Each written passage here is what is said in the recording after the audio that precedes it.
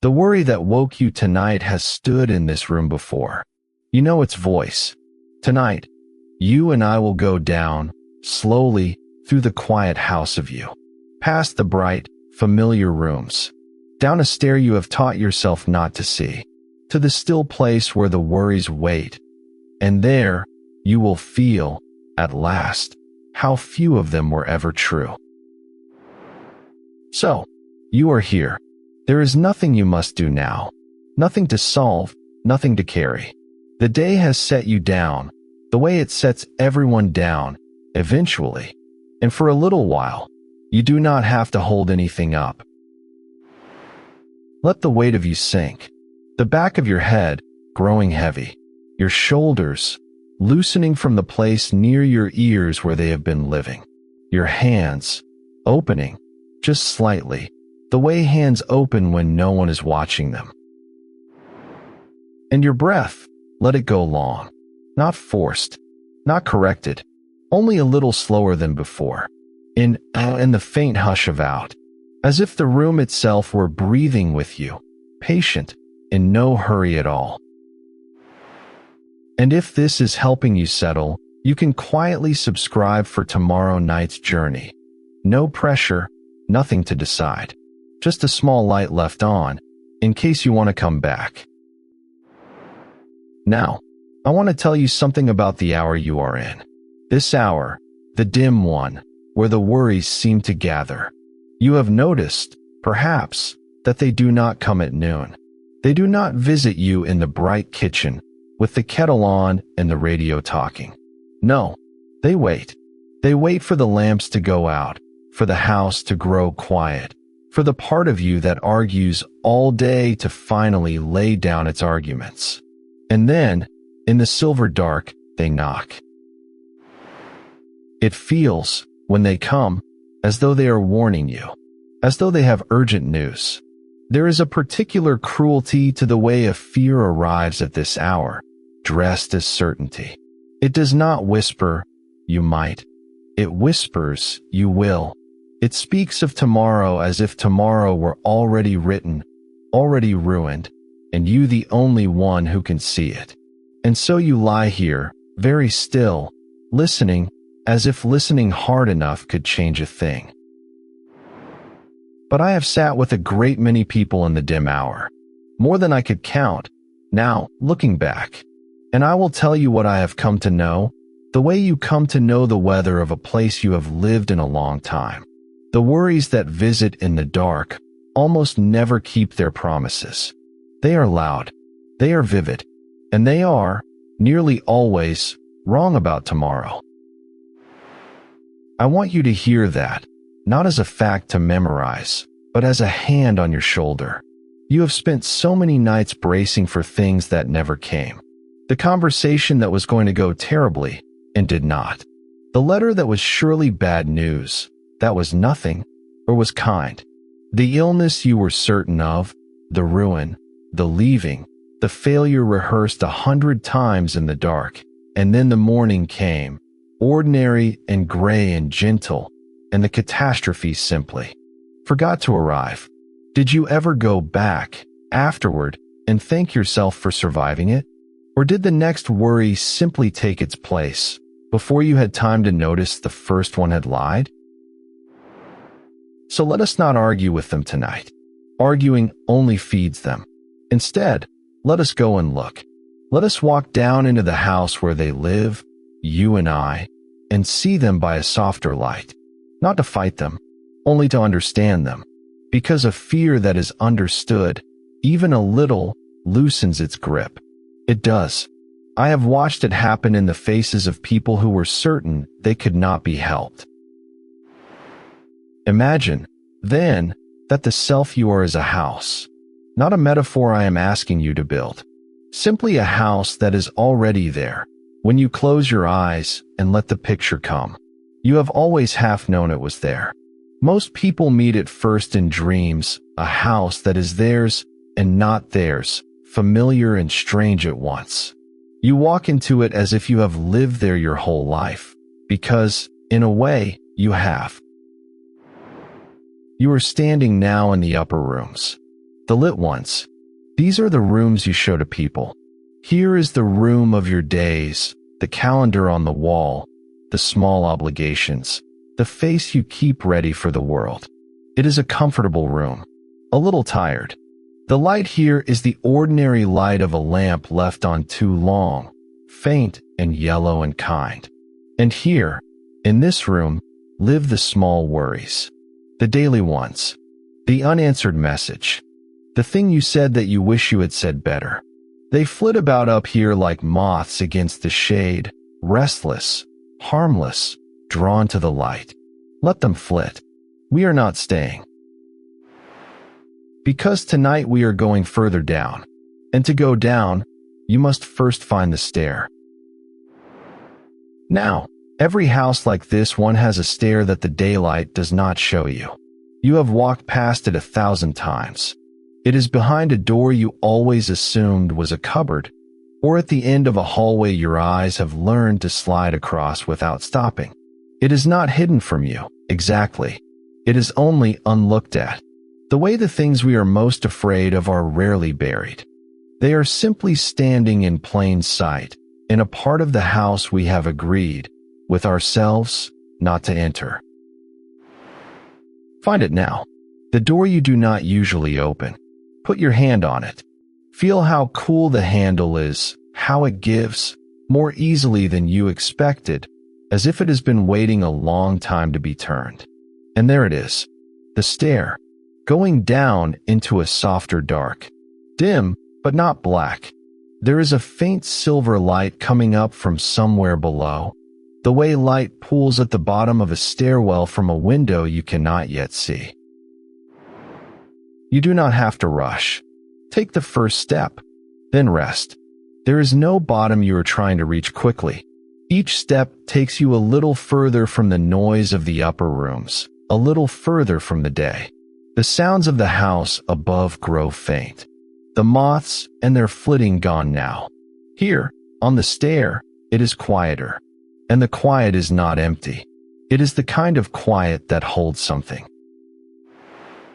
Let me tell you, while we descend, about a woman I once knew. I will not give you her name. It does not matter now, and she would not mind. She came to me because she could not sleep.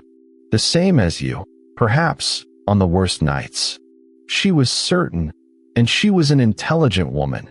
This was not foolishness. She was certain that something terrible was going to happen to the people she loved. Every night, a new disaster. She would lie awake building them, one after another, in perfect detail. She told me she was protecting them, that if she imagined it all first, fully, she could somehow keep it from happening, as if her worry were a kind of watchman at the door. And I asked her, gently, the way I am speaking to you now, in all these years of standing guard, how many of the disasters came? She was quiet for a long time. And then she said, none of them. Not one. She had spent 20 years defending against an army that never marched. And the strange thing, the thing that broke something open in her, was that she had never once let herself notice it. The fears were so loud on the way in and so silent on the way out. They arrived screaming. They left without a sound. And so she only ever heard the screaming. You do this too. We all do. The mind keeps a careful ledger of every fear that came true and throws away, unread, the 1,000 pages of the fears that did not. It is not lying to you on purpose. It is only trying to keep you alive, the way it kept your ancestors alive, in a world far more dangerous than your bedroom. The watchman does not know the war is over. He is still at his post in the dark, calling out alarms for a danger that is not coming up the stairs. You have reached the bottom now. Step off the last stair onto the floor of the cellar. Feel it under you, cool stone, older than the rooms above, smooth where many feet have worn it. The air down here is different, heavier. It smells faintly of earth and stone and time. The silver light is stronger now, though you cannot find its source. It seems to come from the walls themselves, a faint shimmer, just enough to see by. This is the old cellar of you, and it is not a frightening place, though you were taught to think it might be. It is only old. Here is where the house keeps the things it does not look at in the daylight. The fears that have been with you so long you have stopped seeing them as fears at all. You have mistaken them for facts, for the way the world simply is.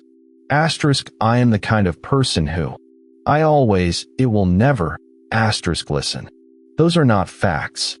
Those are old worries, grown so familiar that you wear them like the dust on these shelves. They feel like you, but they are not you. They are only what you have carried down here and forgotten you were carrying. Let your eyes adjust. There are shapes in the dim. Shelves, old furniture under cloth. And you may feel it before you see it. You are not entirely alone down here. There is a figure in the far corner where the silver light does not quite reach. Do not be afraid. I am here. And the figure is not a stranger, though it may look like one. Look again. It has your shoulders, the set of them, the way you stand when you are tired. This figure has been down here a long time, in the part of the house you agreed not to enter, and it has grown strange from the loneliness of being unlooked at. This is the one who does your worrying, the one who keeps the watch. All those nights you lay awake building disasters, this was the part of you doing the building, not your enemy.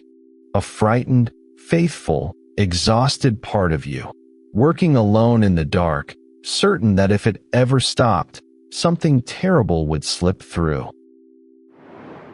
People spend their whole lives trying to lock this figure in the cellar, to pretend it is not there. But it does not work, the locking. It never works.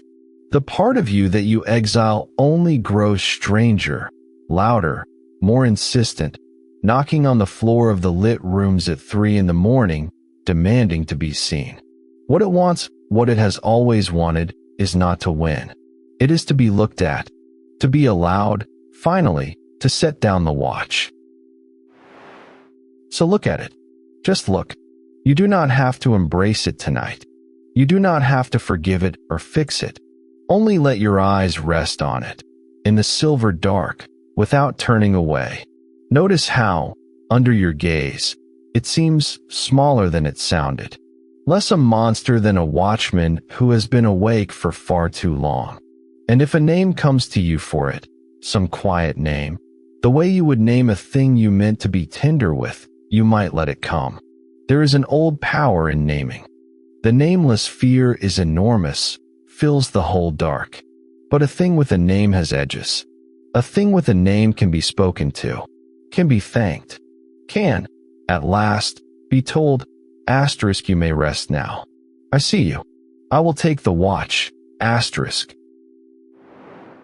I knew a man once. I think of him often, who was so afraid of a single letter that he could not open it for 9 days. It sat on his table. It grew, in his mind, into the end of everything. He built his whole life's failure into that small white square. He did not eat well. He did not sleep. He came to me gray with it. And I asked him, what if we open it together, and he could not? Not that day. But I asked him to do something else, something small. I asked him to take a notebook and each night, before sleep, to write down the thing he was certain would happen tomorrow. Just to write it. Not to solve it. Only to set it down on the page, the way you set down a heavy bag at the door. And then, the next night, before he wrote the new fear, to read the old one. To simply check. Did it come? That was all.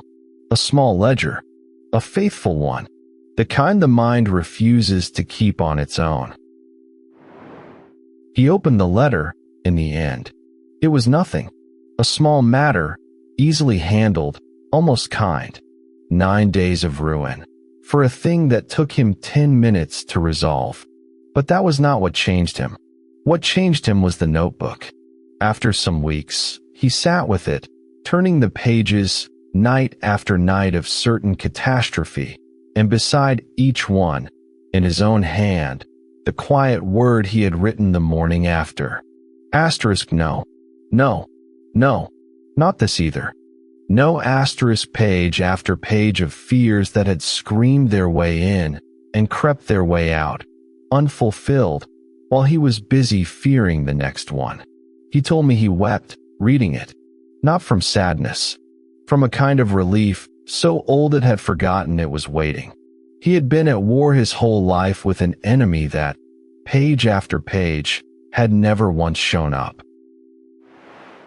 You could keep a notebook like that. I do not say it as a task. I say it the way I would say it to someone lying just where you are lying now. If you wished, you might keep, by your bed, a small place to set the fears down, not to dwell on them, to release them, to let the page hold them, so you do not have to, and to look back, sometimes, in a stronger hour, and see, in your own hand, the long, quiet proof that the dark has been lying to you for years. Because that is the thing about this cellar and everything kept in it. Down here, in the dim, the fears look permanent, carved in the stone, but they are not. They are written in something far softer than stone. They are written in the same stuff dreams are written in, and you have felt, on waking, how quickly that fades. How the dream that drowned you, the moment you open your eyes, is already thinning to nothing. The terror was total, and it could not survive a single ray of morning light. Your worries are made of that same thin, fading substance. They feel like granite at 3 in the morning. They are, in truth, closer to fog that has only forgotten, for now, that it is fog. There is a deeper place still. I feel you sense it. Past the cellar, there is another door, lower than the first, and beyond it, a vault. Older than the house. Older, even, than you. You did not build it. No one alive built it. Let us go down once more, the last descent, you and I, into the place where the very oldest things are kept. The way down is narrow here. The stone changes. You can feel it under your hand on the wall, smoother, cooler, the grain of it ancient. The silver light is fainter now and steadier. It does not flicker. It is the light of something that has been shining a very long time, with no one to see it. And the quiet. Here, the quiet is enormous. It is not the quiet of an empty room. It is the quiet of a place that was quiet long before you arrived, and will be quiet long after. You are very small here, and being small, strangely, is a relief. The watchman cannot follow you this far. Down here, there is nothing to guard. I will tell you my own dream. Now, since we have come this far together, I dreamed once of a house. My house, and not my house, the way these things are. The upper floor was pleasant, lived in mine. But I went down, the way you have gone down tonight, and the lower I went, the older the house became. One floor was older than the next, the furnishings stranger, the centuries falling away beneath my feet. Until, at the very bottom, beneath the oldest stone, I found a low cave cut into the rock. And in the dust of that cave were 2 skulls and old bones, and the scattered remnants of a life so ancient it had no name. I woke, and I understood something I had been circling my whole life. That a person is not only the lit room at the top. A person is the whole house. All the way down. Every floor that came before. We are far, far older than the worries of a single night. We carry, in the deep stone of us, everything that has ever learned to survive a dark. That is what is kept in this vault. Not your fears. Those are upstairs, in the cellar, restless and thin. Here is something steadier. Here is the part of you that has come through every dark you have ever known. Every grief you were certain would end you, and did not. Every night you believed you could not survive until morning, and the morning came, and you were still here, still breathing. Down here in the deep stone is the oldest part of you, the part that has never once been beaten by a night. In all the thousands of nights you have lived, it does not worry. It does not need to. It already knows how this goes. It has seen 10,000 mornings arrive, ordinary and gray and kind, after 10,000 nights of certain ruin. It is not afraid of tomorrow, because it has already met 100,000 tomorrows, and every single one of them let you live.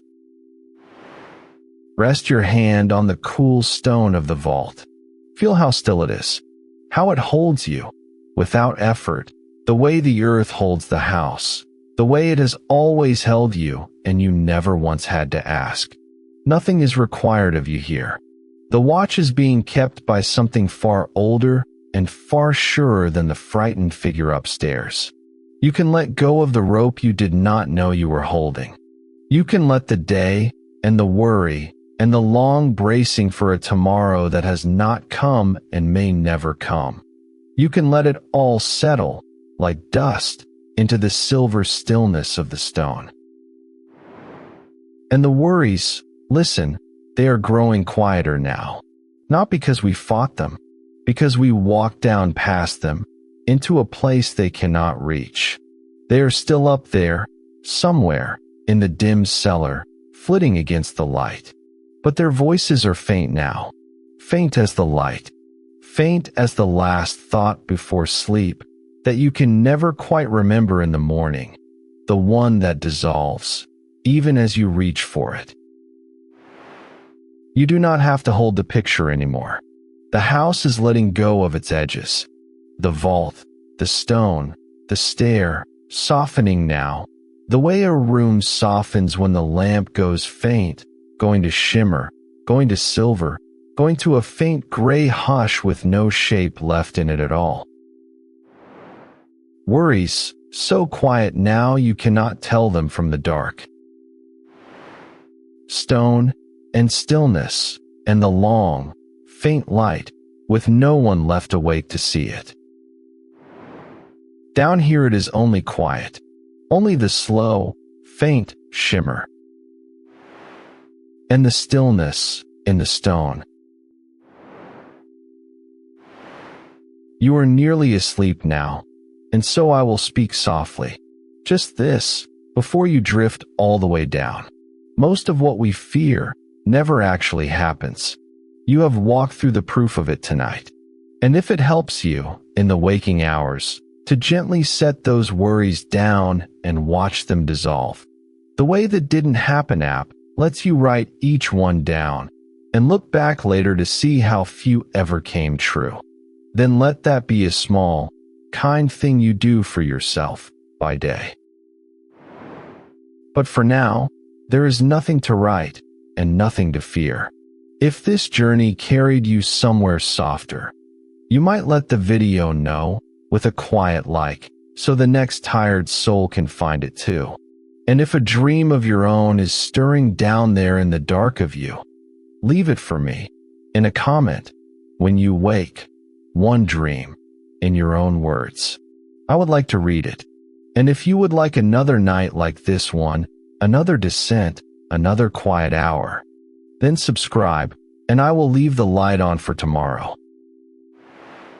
Sleep now. The watch is kept. The morning is already on its way, ordinary and gentle and kind, and you have nothing, tonight, to carry down with you. Nothing at all. Only rest. Only the faint, silver quiet, and sleep.